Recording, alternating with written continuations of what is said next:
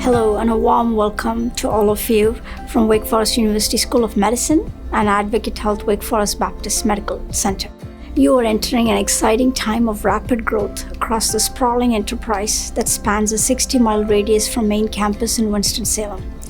Thanks to the leadership of Dr. Zhao, our department chair, our APD, Dr. Prashant Bave, and myself have been able to procure resources for our fellows that ensure they benefit from the rapid clinical growth. As a cardiology fellow in our program, you get an excellent breadth of exposure to various clinical scenarios, as well as an intense exposure to high acuity patients. In particular, I would highlight the fact that the fellows are primary operators in the cardiac catheterization laboratory, getting a lot of hands-on experience and really coming out of their general fellowship proficient in diagnostic coronary angiography.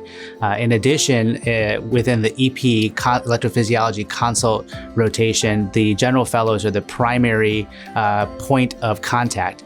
That results in a fairly intense rotation where the fellows really learn a lot about antiarrhythmic drug management, device management, as well as when to bring patients for invasive electrophysiology procedures, including ablations and device implants. Finally, as the fellows graduate into their second and third years, they gain more responsibility in the cardiac intensive care unit, where they are the primary point of care in terms of triaging and taking in patients. And within our cardiovascular ICU, we have a very high acuity as we gather patients in transfer from a very broad catchment area. We've instituted multimodality imaging training and provided subspecialty board prep resources for our fellows since 2022, where all graduating fellows leave with level 2 echo, nuclear, including PET, CMR, and CCT 2 years ahead of official ACC guidance. Consequently, we have our trainees in practice across the spectrum of non-invasive interventional cardiology and EP with robust imaging training and added skill sets beyond their defined specialty. One example of this tremendous growth is an increase in the cardiac CT volume. Thanks to massive investments in CT infrastructure, we are home to the only alpha scanner in the Triad region, with 3 additional cardiac CT scanners just added over the past year. Consequently, our current third-year fellows have read 600 CTs in just a few months. This has enabled us to being flexible about our rotation structure to achieve specific goals. For example, we've added a CMR and a PET training block during their third year. This imaging rotation is set to grow with new scanners at Davie and High Point as well. Being at Wake Forest School of Medicine, which is the academic core, our T32 research track and general cardiology fellows have utilized all of these resources and have been very productive, consequently garnering invitations to various national meetings. Another of the strengths of our training program is the number and quality of our educational conference offerings. In particular, the collaboration between fellows and attendings in preparing and delivering these conferences, I think, is a real point of pride for all of us. We've had tremendous growth in our faculty pool, who have added immense value to the educational mission. We owe this to the leadership of Dr. Zhao, Dr. Bave, who's our chair for faculty affairs, and also Dr. Richardson, who's our chair of multimodality imaging. Consequently, we've added faculty members with a combination of both unique expertise and enthusiasm and commitment to the educational mission.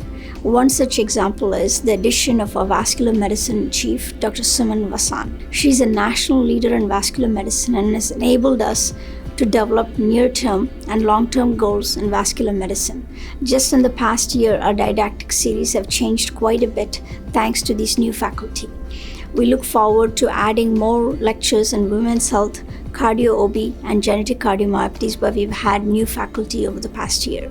I think our group's a reflection of the overall atmosphere at Wake Forest. The faculty are very interactive with one another.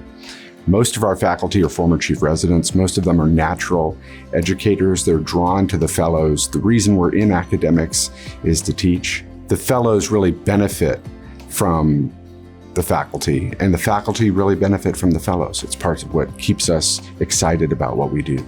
Having trained at multiple institutions and having been faculty at 2 institutions, I can honestly say that the collegiality between faculty and fellows at Wake Forest is outstanding. This is a fellowship program that not only provides great clinical training, great research training, but also provides a community that will be with you for the rest of your life and the rest of your career. These were the motivating factors for us to apply for a complement increase, where our program size would go from 6 a year to 7 a year, with a third site added at High Point Medical Center. It's located about 30 minutes away, but the patient and pathology mix are different from main campus with a slower pace. This enables our fellows to have a real-world community cardiology experience with time built in, both in the ambulatory areas, but more importantly in the cath and EP lab with early procedural training.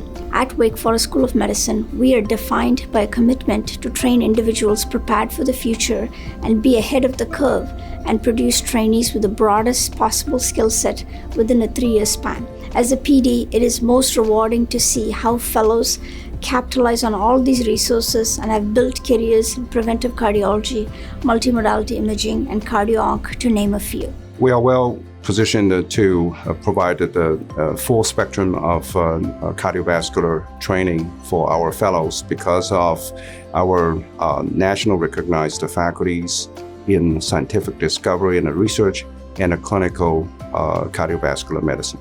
And we're here and we're ready to help you and to guide you through this training process.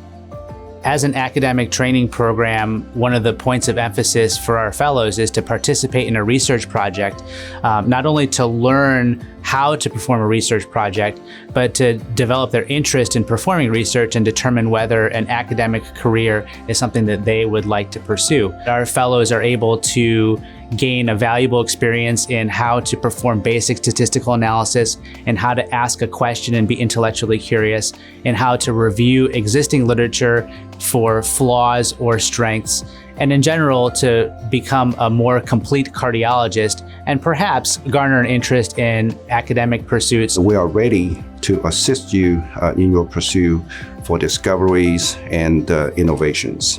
We have many well-established investigators from basic science all the way to clinical investigators. For example, David Harrington, one of the best genetic epidemiologists, has a lot of very interesting projects that you can get involved. Dr. Kitzman's research in HFpEF is groundbreaking. And we have Dr. Michael Shapiro, and leads the national effort for cardiovascular prevention. Wake Forest is a great place to be. It's a good place to be trained. The fellows and the faculty are happy and interact well together. It's also a great place to be from. So, those are not always the same thing, and I think that's one of the real strengths of this program.